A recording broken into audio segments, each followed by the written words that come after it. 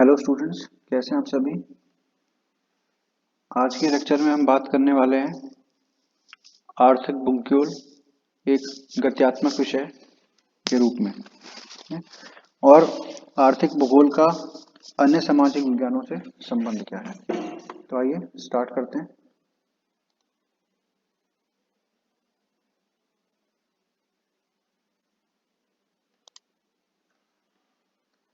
अब देखिए, आर्थिक भूगोल या इकोनॉमिक ज्योग्राफी एक डायनामिक सब्जेक्ट यानी एक गत्यात्मक विषय क्यों है। क्योंकि सबसे पहला हमारा जो रीजन है वो यही है कि मानव जो है बहुत ही गतिशील है। वो कभी भी जो है एक समान नहीं रहता। वो अपनी एनवायरनमेंट को, अपने वातावरण को कभी भी स्थैतिक नहीं रखता, यानी स्टैटिक नहीं रखता है।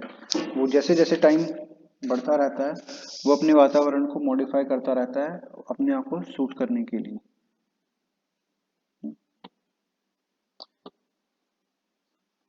इसका एग्जाम्पल क्या हो सकता है, जैसे कि हमको गर्मी लगती थी, पहले हमने हाथ से चलने वाला पंखा बनाया।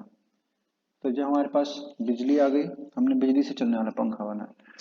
उससे भी हमारा काम नहीं चला तो हमने एसी बना दिया, जिससे हम अपने पूरे वातावरण को, एक रूम के, एक पूरे बिल्डिंग के वातावरण को पूरा का पूरा उसके बाहर से बिल्कुल अलग कर सकते हैं। अब जो देखिए, जो हमारा फिजिकल एनवायरनमेंट होता है यानी भौगोलिक पर्यावरण होता है, उस पर हम कई सारे कल्चरल एलिमेंट्स की झलक देख सकते हैं। जैसे कि जो हमारा एग्रीकल्चर यानी कृषि है, वो मानव द्वारा की जाने वाली क्रिया है, वो नेचुरली नहीं होती थी। जैसे कभी भी खेत आपको नेचुरली नहीं मिलेंगे, वो किसी इंसान द्वारा ही बनाए गए।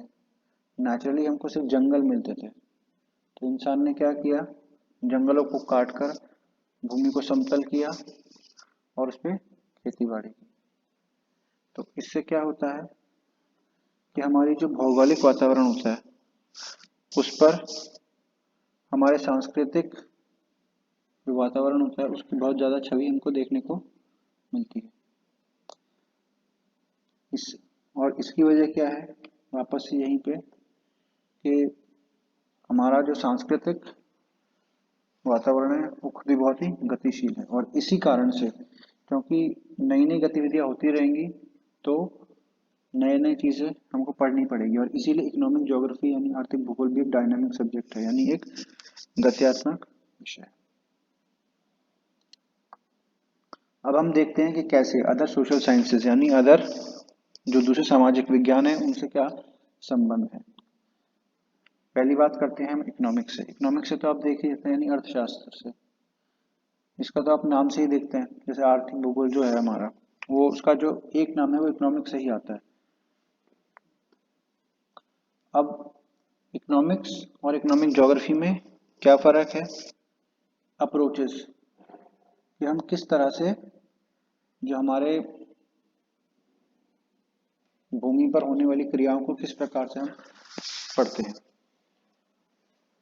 तो अर्थशास्त्र जो है वो पढ़ता है किस प्रकार से चीजें प्रोड्यूस की जा रही हैं, उत्पादन हो रहा है उनका, कैसे उनका डिस्ट्रीब्यूशन हो रहा है, वितरण हो रहा है, और कैसे उनका कंजम्पशन हो रहा है, यानी कैसे उनको ग्रहण किया जा रहा है। जबकि इकोनॉमिक ज्योग्राफी यानी आर्थिक भूगोल जो है वो इन ही प्रोसेस को का एरियल डिफरेंशिएशन करता है, यानी कि अलग अलग जगहों पर किस प्रकार से अलग अलग तरीके से ये चीजें हो रही हैं। एग्जाम्पल बताते हैं, जैसे हरियाणा है।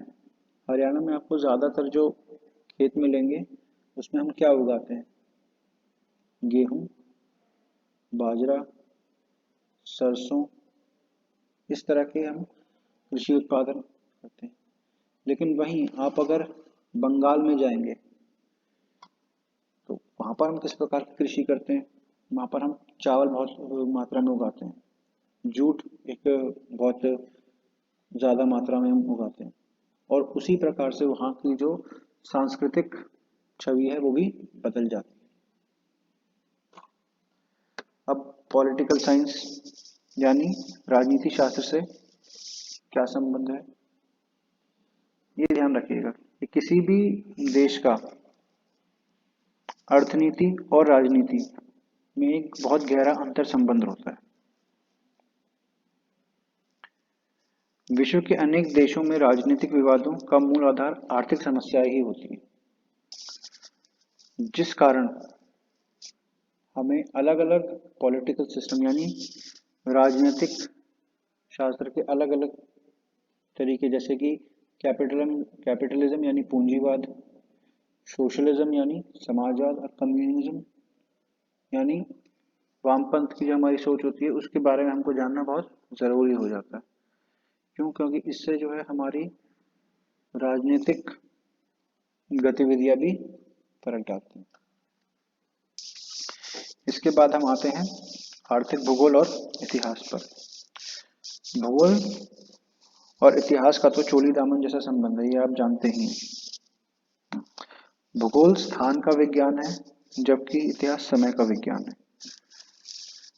किसी भी क्षेत्र को वर्तमान आर्थिक विकास वहां पर अतीत में होने वाली घटनाक्रमों पर निर्भर करता है। जैसे कि हम देखते हैं कि हमारे यहाँ पर कुछ उत्पाद इस तरह के होते हैं जो अंग्रेजों से हमको मिले, जैसे कि चाय, कॉफी, इस तरह से हमको मिले, अंग्रेजों द्वारा दिए गए। और पहाड़ी इलाकों में तो अब यही चीजें उगाई जाती हैं। तो इस तरह से आर्थिक भूगोल का संबंध इतिहास से स्थापित होता है। और जो चौथा है वो है आर्थिक भूगोल का मानव विज्ञान यानी एंथ्रोपोलॉजी के साथ। अब मानव विज्ञान जो है किसी प्रदेश के निवासियों की शारीरिक तथा मानसिक विशेषताओं का अध्ययन करता है। उसके साथ साथ उनके खान पान, रहन सहन, वेशभूषा व समाज आदि का भी वो अध्ययन करता है। और ये सभी पहलू जो है मनुष्य की आर्थिक क्रियाओं से संबंधित होते हैं, जिस वजह से हमारा जो है मानव विज्ञान यानी एंथ्रोपोलॉजी से भी एक गहरा रिश्ता स्थापित हो जाता है। आशा करता हूँ आपसे यहाँ तक क्लियर है।